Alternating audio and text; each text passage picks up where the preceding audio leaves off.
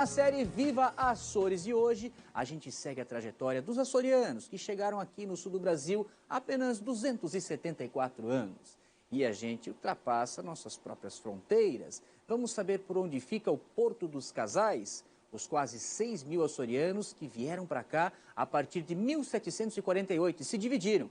Uma parte seguiu para o Rio Grande do Sul.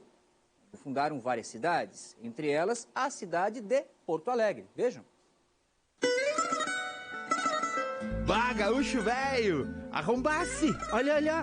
Quantos traços temos em comum. 2 sotaques, trejeitos diferentes. Tem uma linha no mapa que nos separa, mas muitas lindas histórias que nos unem. Catarinenses e gaúchos. E isso, segue toda a vida, ô Estepô, porque vem lá das raízes. Eu posso dizer, sem medo de errar, que nós podemos ir nos 497 municípios do Rio Grande do Sul, todos terão famílias de base açoriana.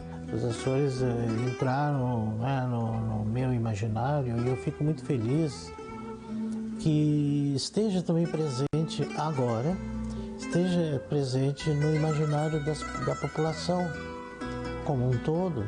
Um imaginário com base na vida real. Luiz Antônio de Assis Brasil é escritor e professor universitário. Vera Barroso é doutorada em História. Os dois conhecem cada uma das ilhas açorianas, mais por conta de trabalho do que a passeio. E é com eles que a gente embarca agora numa bela viagem. Começamos voltando no tempo, 270 anos, ou seja, 1752. Os açorianos já haviam chegado em Santa Catarina um pouco antes, em 1748. E nessa data, então, em 52, o desembarque foi em terras gaúchas. O projeto do rei era estabelecer 4.000 famílias no Rio Grande do Sul. As promessas de concessão de terras, de sementes, de ferramentas, de auxílio, nesse cenário não aconteceu. Então, eles vão se virando por conta própria. Os que aqui ficaram nessa área começaram a plantar trigo em chácaras ao redor desta península. Essa rua aqui é bastante significativa para a história. Hoje é a Rua dos Andradas, mas antigamente era chamada Rua da Praia. Por que Rua da Praia? Porque o Rio Guaíba, antes da sequência de aterros, ele vinha praticamente até aqui, nesse espaço da praça. Então essa aqui era a praia do Rio Guaíba, naturalmente onde desembarcaram os casais açorianos. Os que vieram para aqui eram teoricamente casais, e eram casais porque no edital de Dom João V estabelecia, falava em casais, né? Casais e naturalmente seus filhos, né? Mas sabe como é, né?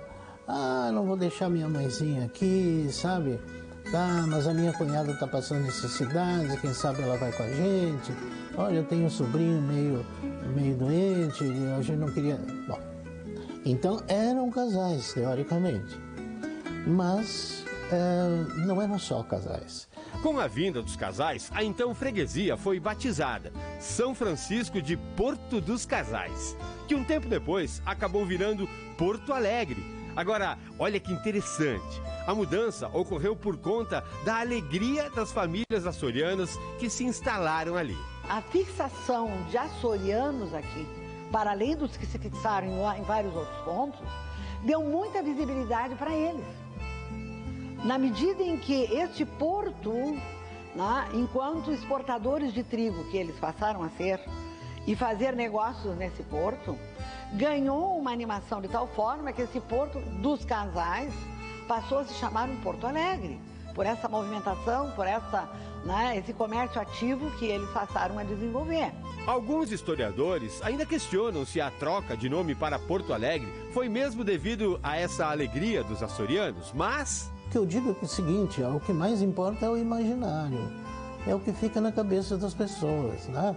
A verdade pode ser outra, diferente, mas o que fica na cabeça das pessoas normalmente é muito mais interessante. Uma pergunta que fica no ar é por que no Rio Grande do Sul só agora a presença açoriana vem se encaixando na história com mais força? O que houve foi o seguinte,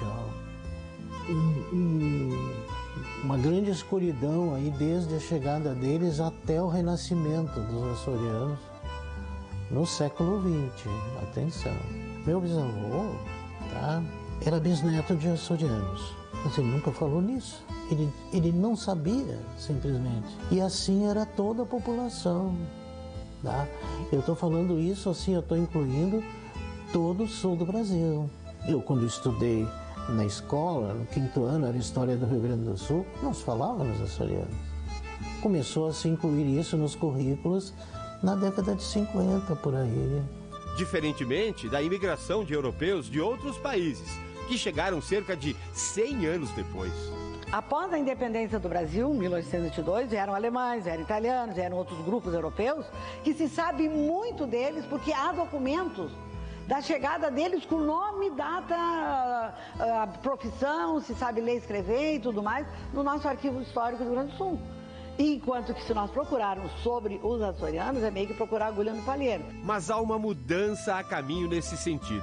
Muito pela postura dos irmãos açorianos, orgulhosos, antes pela coragem em desbravar terras, hoje por espalhar a cultura de seu povo pelo mundo. O povo açoriano não é exclusivo dos Açores. E é nesse sentido que nós queremos agradecer muito e estamos muito honrados e orgulhosos por esta divulgação das raízes açorianas e do que é os Açores. E uma chama, em nome da história, foi acesa. Esse processo de integração com as comunidades animou a que historiadores começassem a se debruçar, focando essa presença açoriana. Eu sou uma delas, que comecei a me debruçar porque eu me incomodava muito quando um historiador colega dizia assim: não tem mais historiadores, não tem mais açorianos aqui no Rio Grande do Sul. Eles foram varridos por conta desse palco bélico de guerra que aqui tinha. Não tem mais. Porto dos Casais, nada. Não tem mais nada aqui. Nada? Nada é maior do que tem aqui, para todo mundo ver. Porto Alegre tem, por exemplo, o maior monumento no mundo dedicado aos açorianos. O monumento é de 1974, uma escultura de 17 metros de altura e 24 metros de comprimento, feita em cimento e ferro polido, obra do escultor porto-alegrense Carlos Tênios. Lembra uma caravela onde estão as famílias açorianas vindas para o Rio Grande do Sul. Essa grandeza está em frente ao centro administrativo do estado, mas a prefeitura também faz referência aos colonizadores. Largo dos Açorianos.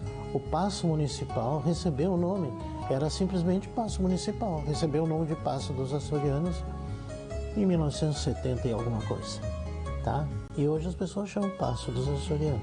São homenagens que vão surgindo com o tempo, por conta do apagão histórico a que se referem professores no assunto. Menos mal que a memória aos poucos vem à tona, o que é muito valioso para conhecermos de fato nossas raízes.